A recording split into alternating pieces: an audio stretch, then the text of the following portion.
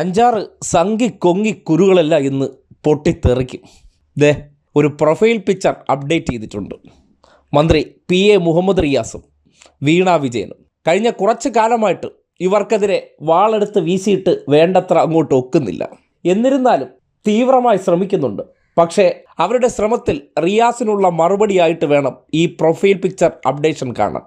അതായത് വെളിയിൽ കിടന്ന് സംഘികളും കൊങ്ങികളും എത്ര മെഴുകിയാലും അതൊന്നും തങ്ങളെ ബാധിച്ചിട്ടില്ല, അതൊന്നും ഒരു വിഷയമുള്ള കേസേ അല്ല എന്ന് ആ പ്രൊഫൈൽ പിക്ചറിലെ രണ്ടുപേരുടെ ആത്മവിശ്വാസവും അവരുടെ മുഖത്തെ പ്രസന്നഭാവവും തെളിയിക്കുന്നുണ്ട്.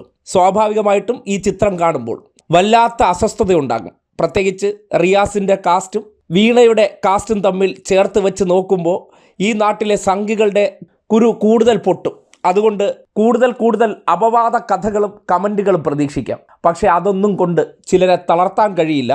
അത്തരം പ്രവർത്തികൾ സംഘികൾ ചെയ്തു എന്ന് കരുതിക്കൊണ്ട് അതിനൊന്നും വില കൽപ്പിക്കുന്നുമില്ല എന്നതാണ് ആ ചിത്രം കൊണ്ട് അർത്ഥവത്താക്കുന്നത്. ഒരുപക്ഷെ സ്വന്തം പ്രൊഫൈൽ പിക്ചർ അപ്ഡേറ്റ് ചെയ്ത് കഴിഞ്ഞാൽ വെറുതെ എന്തിനാണ് ഉറങ്ങിക്കിടക്കുന്നവരെ ഉണർത്തുക, അങ്ങനെ ഇട്ടുകൊടുത്ത് എന്തിനാണ് വിമർശനങ്ങൾ ഏറ്റുവാങ്ങുക എന്നതല്ല, അങ്ങനെ അവരെ ചൊറിയുക എന്നുള്ളതാണ്.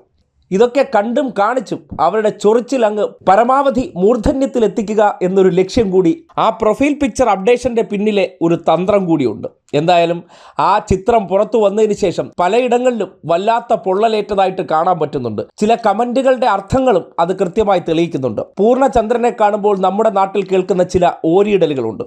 അതുപോലെ ഈ പോസ്റ്റിൻ്റെ താഴെയും അത്തരം ഓരിയിടലുകൾ എല്ലാവർക്കും കാണാവുന്നതാണ്. അതിനെ തൽക്കാലം ചാണകത്തിൻ്റെ വില കൽപ്പിക്കേണ്ടതേ ഉള്ളൂ. അല്ലാതെ ഇതിനെയൊക്കെ സീരിയസ് ആക്കി എടുക്കാനിരുന്നാൽ അതിനല്ലേ സമയം ഉണ്ടാകുള്ളൂ.